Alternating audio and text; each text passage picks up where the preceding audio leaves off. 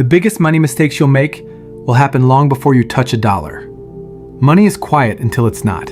It sits in bank accounts, whispers in arguments, hides behind decisions, and shapes lives in ways most people never notice.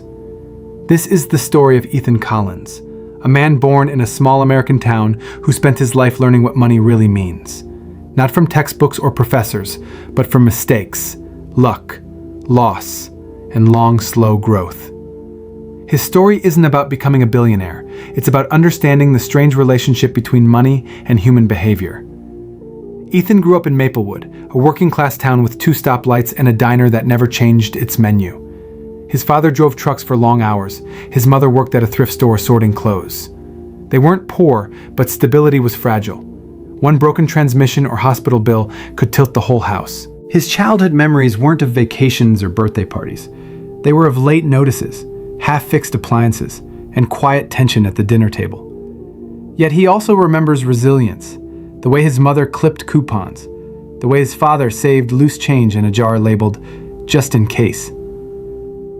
Those early years taught him 2 truths. First, money feels safest when it isn't touched. Second, fear can look a lot like responsibility. When Ethan was 14, he took a job mowing lawns.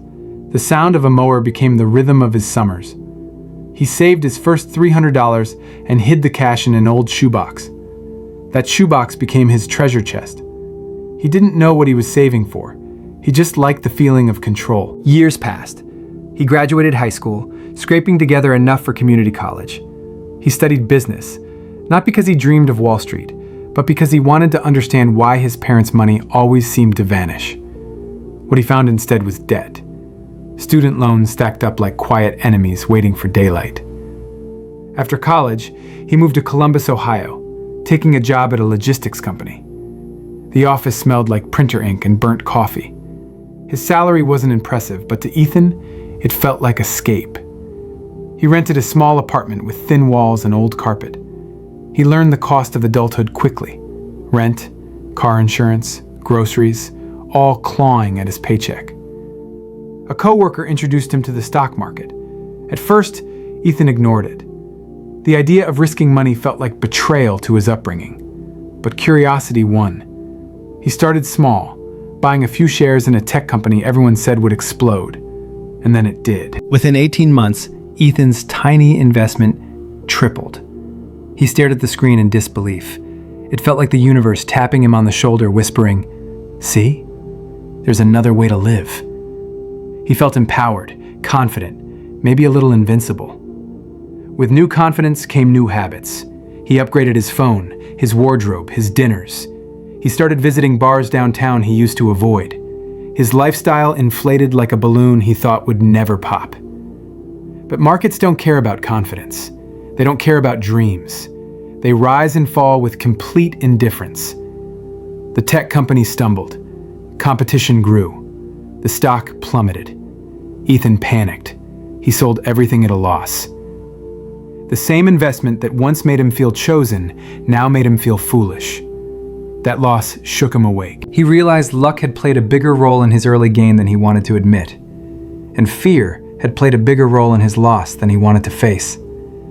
For the first time, Ethan wondered if intelligence mattered less than temperament. He promised himself something.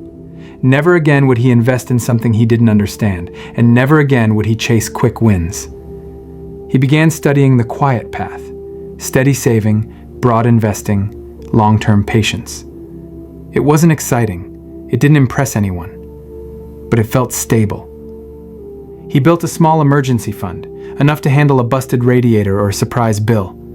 He cut unnecessary expenses. His apartment stayed modest. His car remained used. At 29, Ethan met Claire. She worked as a nurse, with the calm confidence of someone who had seen both life and death up close. She didn't care about cars or brands. She valued honesty, time together, and small joys, like Sunday morning pancakes and long walks around the lake. They married 2 years later. Their first fight as a married couple wasn't about chores or families. It was about money. Claire wanted to travel before starting a family. Ethan wanted to save aggressively. He believed spending was dangerous. She believed life was meant to be lived. They sat at a wooden table in a cheap apartment, talking late into the night. That conversation revealed something important. Money is never just money. It's safety for one person, freedom for another, and validation for someone else.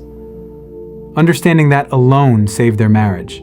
Together, they created rules, not complicated ones, but intentional ones.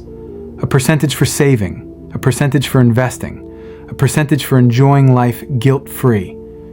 That simple structure kept them aligned. Ethan's career grew slowly. He earned promotions, not because he was the smartest, but because he was steady, reliable, and calm under pressure. He never chased flashy opportunities or risky leaps. Consistency became his superpower. He also discovered the magic of compounding. Watching his investments grow felt like watching a seed become a tree. At first, nothing happened. Then a little. Then more. Then enough to make him grateful he didn't quit during the slow years. In his mid-30s, he and Claire bought a small home in a quiet neighborhood. Not the biggest house, not the fanciest, but something manageable, comforting, theirs.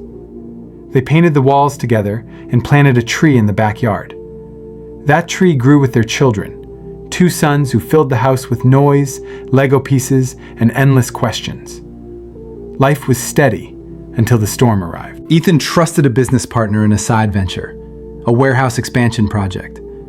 The partner disappeared with most of the investment, vanished, gone. It wasn't life-shattering, but it hurt. More than the money, it hurt his trust. The loss forced him to relearn something he had forgotten. Not every risk is financial. Some risks come disguised as friendships, promises, or shortcuts. He rebuilt slowly again, leaning on Claire's encouragement, reevaluating who he let into his financial life. Years later, a recession hit. The market sank. People around him panicked. His office buzzed with fear. 401ks dropping. News headlines screaming.